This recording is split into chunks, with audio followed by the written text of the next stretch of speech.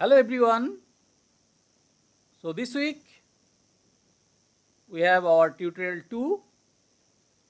We'll be addressing plasma physics fundamentals, the collective behavior, quasi-neutrality and key concepts we'll be explaining in this tutorial. So as far as the introduction goes, definition, plasma is the fourth state of matter.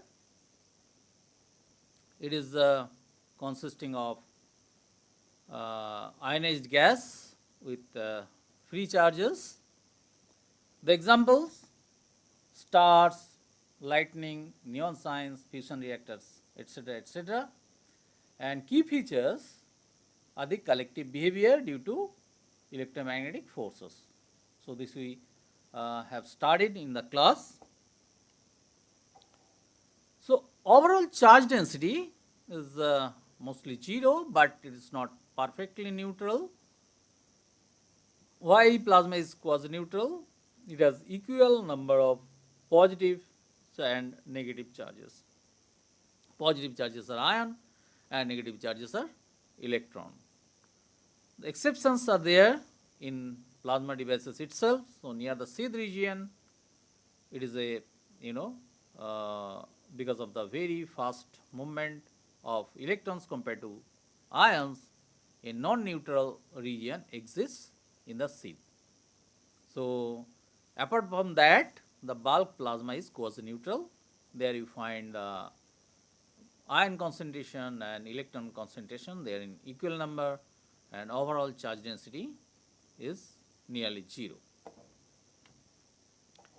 So what causes the collective behavior?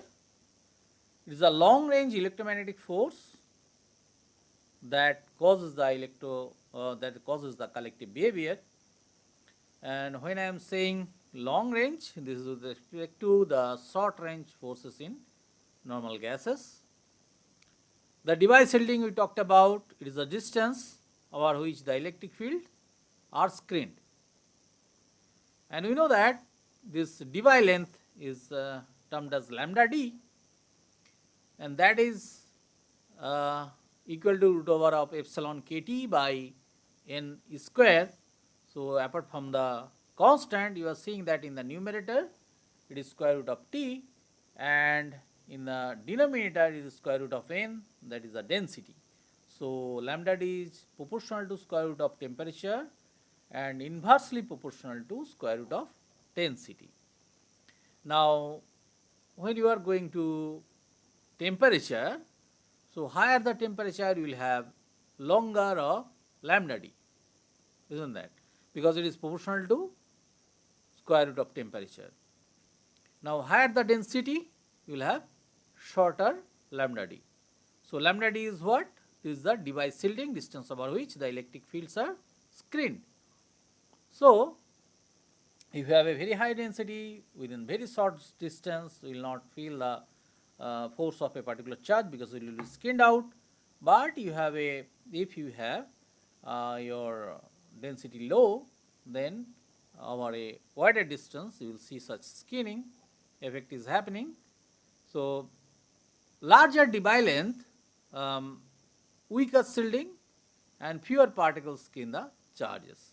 So this happens when you are having a lower density. Okay.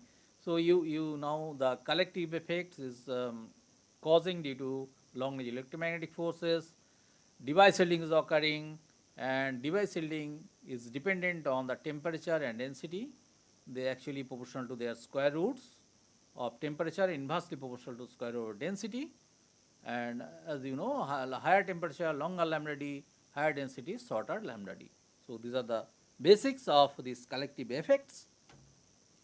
Then when you go for system size and Debye length, if system size is much greater than lambda d, then what you are seeing, because you have enough space to show the collective behavior, so it will be a plasma like. Okay. Now opposite happens when the system size of the order of lambda d. Then system will mostly behave like a neutral gas because it has not sufficient, you know, dimension to show its collective behavior. Plasma sheath is a highly non-neutral region near the boundaries that happens, and that happens because electrons escape faster to the wall compared to the ions. And there is one Coulomb parameter. There is a number of particles within a device sphere. The condition for plasma to happen is that lambda, this Coulomb parameter, must be much greater than 1. Okay. So, number of particles within the device must be much greater than 1. That is quite understandable. And on the right hand side, I have shown this highlighted region that thermal velocity is proportional to square root of 2 kVt by m. We will do some numericals in some later tutorial. There you see that the thermal speed is inversely proportional to the square root of mass, and it is proportional to the square root of temperature.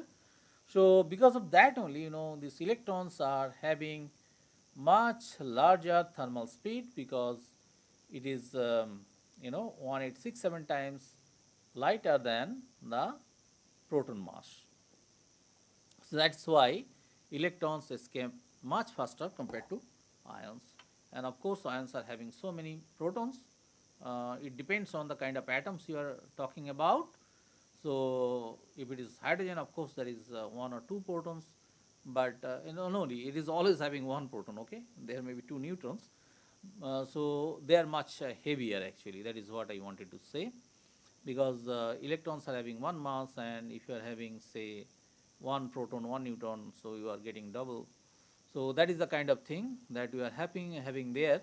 That is why the electrons are having much higher speed because of their lower mass. Then I summarize the charge particle motion in electric and magnetic field.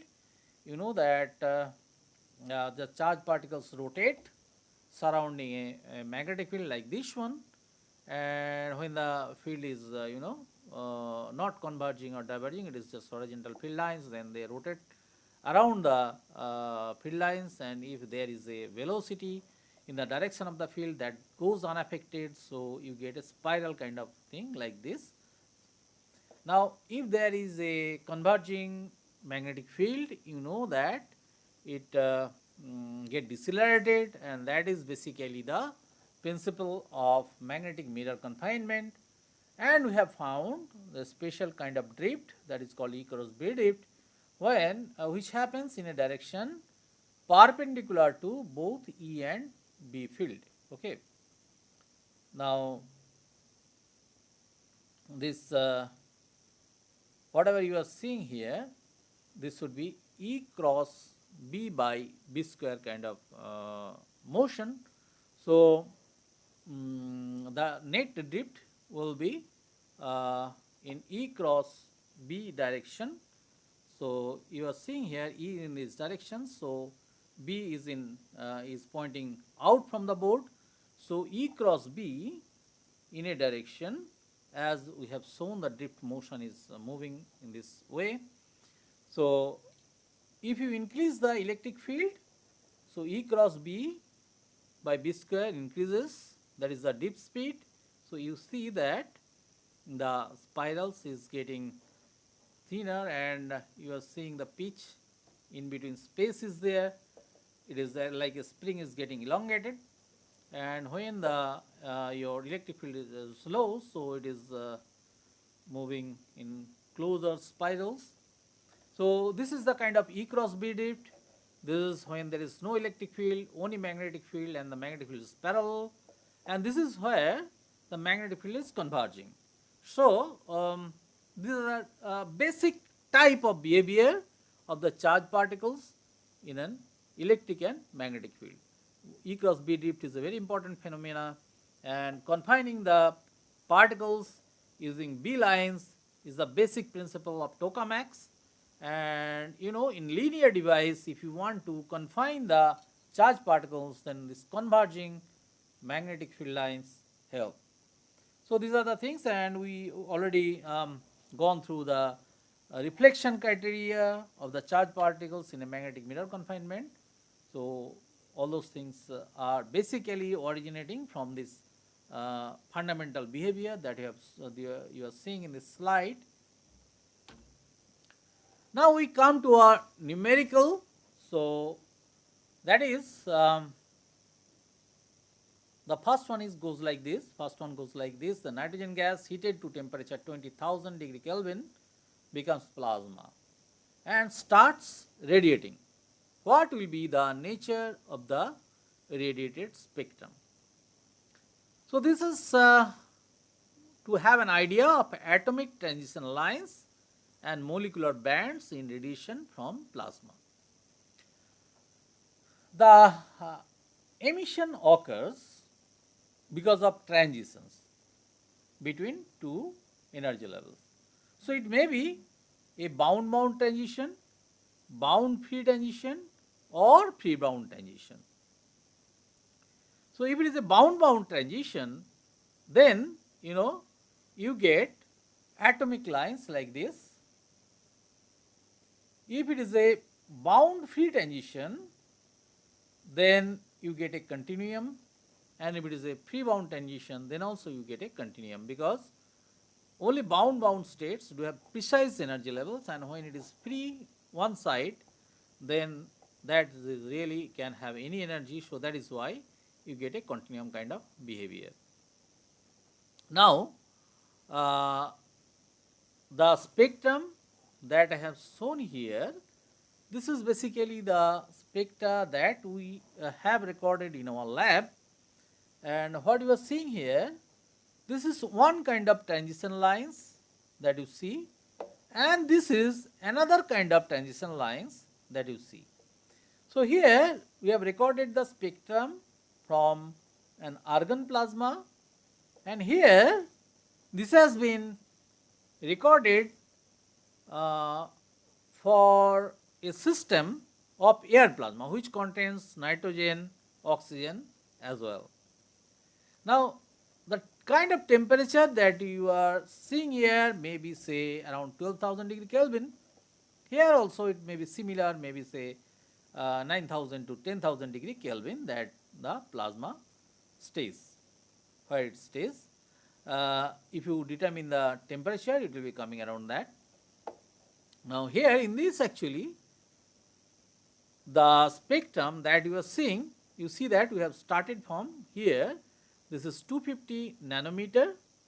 Then we have extended the same spectrum up to 850 nanometer.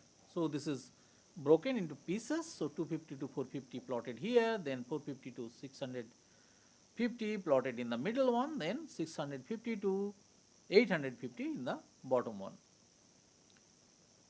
The interesting things to note is that in argon, you are saying only this line kind of emission. So, these are line emissions.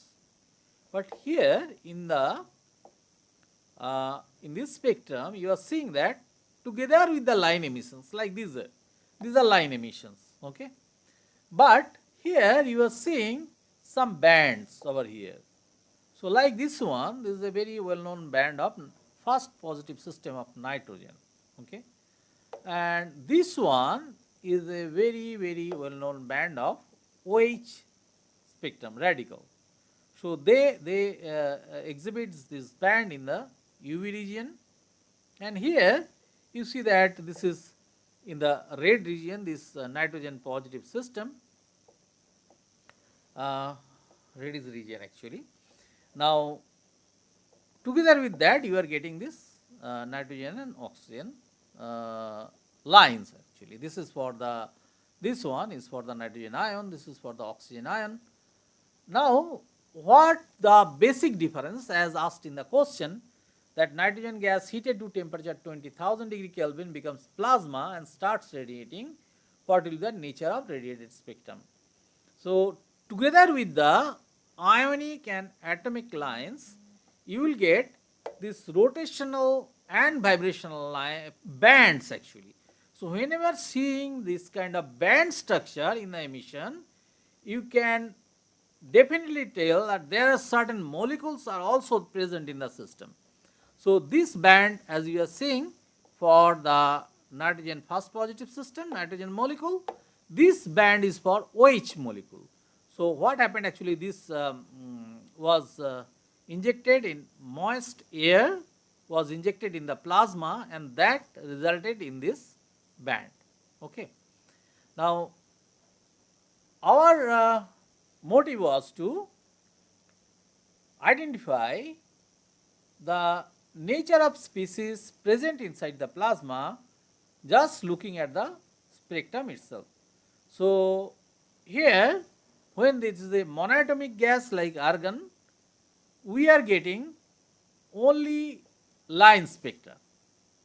But when we are getting a molecular gas like nitrogen, or you say water, then we are getting together with the line spectrum, they are originating from the atoms that had been created by the plasma itself from the molecules, together with the bands that has been contributed by the molecules present in the system. So these are the band spectra and these are the line spectra. So these are the basic differences that will be finding in these two distinct different kind of plasma media. One is formed of monatomic gas where you get only line spectra, and one is formed of molecular gases where you get together with the atomic lines, you get atomic and ionic lines are also there, you get the band spectra due to the molecules which are present there. Now one question you may ask, that you are raising to such a high temperature, how you are getting the molecules still there? As I told you that even at a temperature like say 8000, 10,000 degree Kelvin, you will not completely eliminate the molecules. Some of them will be there, many will be dissociated into atoms, and some of them will be dissociated into ions as well. That is why the plasma is forming, the shielding effect is coming, but still those molecules which are present there, likely in the colder regions of the plasma, they will be constituting these bands and which will be detected in your detector. Now I come to our numerical 6, where it is asked that helium plasma gives the line radiation at 388 nanometer and also at 587.6 nanometer. So what is the energy difference between these two photons? So this is required because you have a detector made of certain material, and the quantum efficiency of this material depends on the wavelength. So how it depends, I have shown just here. You see that this is the wavelength axis. If you are not able to read, I just pronounce that it is 200 nanometer on this side, and this side it is 1100 nanometer. And this is the wavelength axis over which we are plotting the quantum efficiency. And this inverted U kind of shape or inverted even V kind of shape, these are very common in the detector material. If that is the case, you see that one photon if you detect over here in this region, you see that it is quantum efficiency itself is low. But when you change the wavelength to here, it is reaching a peak. Okay. So what you require actually, the quantum efficiency should be irrespective of the wavelength. Then only you will be able to do a proper justification with the intensities, because if quantum efficiency is low, you may naturally get a lower intensity even though the number of your photons is high. Okay. So this quantum efficiency basically number of electrons per photon. So quantum efficiency, when you say 20%, that says that one electron is emitted per 20 photons. So now you see that here what you are getting, that helium plasma gives line radiation at 380 nanometer and the other one at 580 7.86 nanometer. The difference is 1.5, this comma you ignore, 1.5 eV. Now, this lambda 388 nanometer comes over here, you see here, and the other one is 587.6 nanometer that comes over here. You see the difference in the quantum efficiency. So, this numerical I brought in just to emphasize the fact that you should look into the response of the material of the detector, whatever detector you are using, whether the response is flat over that region or it is varying.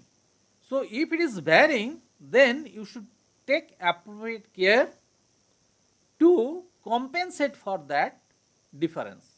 Okay. So, that issue is clarified in this tutorial. The next tutorial I am saying that a photon enters into a gaseous media, what may be the possible interactions. So, consider all possible range of the photons. So, you probably know and in a state to answer that different processes that may happen when a photon enters into a gaseous media, they are photoabsorption, photoionization, photodissociation, scattering, that may be Rayleigh scattering, Compton scattering, Raman scattering, and emission, spontaneous and emitted, stimulated emission. So, when your photon is entering into a gaseous media, it can cause all those. So, regarding photoabsorption and bringing the atom into excited state, or photoionization, ejecting an electron, photodissociation, dissociating the molecule, and scattering, this Rayleigh scattering is not changing your wavelength, but this Compton and Raman are doing that. So, you know the Compton scattering, what it happens, because especially in the X-ray range, this electron is getting scattered and the photon is coming out with a different wavelength, and that is you know this famous formula of this change in the wavelength. So, Raman scattering, of course, you can get a higher wavelength as well as a lower wavelength, you know. Then Raman scattering is basically now a very, very important diagnostic tool. So, what you are seeing here, that you should be clear about the phenomena that may happen when a photon enters into a gaseous media like plasma. It can go, it can undergo photoabsorption, it can result in photoionization, photodissociation, scattering of any kind like Rayleigh, Compton, Raman, and then you know emission, of course, because of the excitation and de-excitation, maybe spontaneous or stimulated. Now, this is the last one. So, an electric field is created between two horizontal plates, like this upper one blue and the lower one is red, and then the distance between them is this much. What is given as 8.3 into 5.0 into 10 to the minus 1 meter. So, that is 0.5 meter, and a potential is created between them. This is quite a high voltage. So, of the order of say 10 to the 6 volt, and a magnetic field is applied. It is pointing out from the board, it is 0.9 Tesla. And what is seen? A charged particle enters from this side and goes out the other side without getting deviated. So, you know that whenever there is a magnetic field, it will try to rotate the charged particle around it, but here what is happening, this is not getting deflected at all.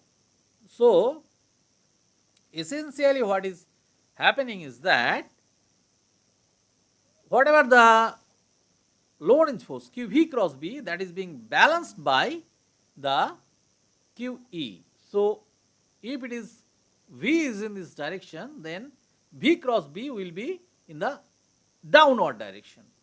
Whereas QE, because the electric field is created upward, so the charged particle is getting a force upwards. These two are cancelling.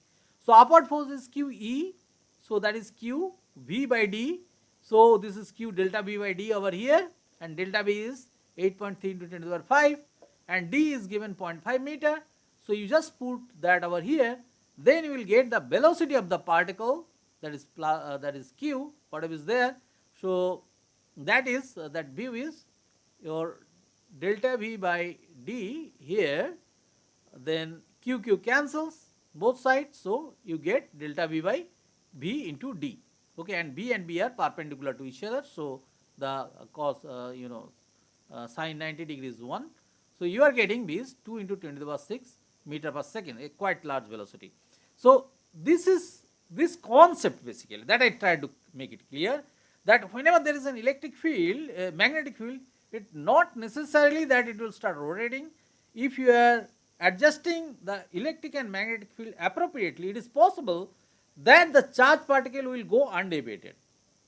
And this may be a basic principle in making number of devices which based on this principle, actually, which are based on this principle. So this concept should be there in your mind, that it is possible to influence the charged particle in such a way that they will go undeviated. Whatever the application comes, that is you have to develop the device or design the device accordingly, but the principle goes like this, as I have explained through this tutorial in this slide. Okay, so I stop here. In the next class, actually, I will be in the next tutorial. I will be going with some other interesting problems and concepts. See you in the next tutorial in the next week. Thank you.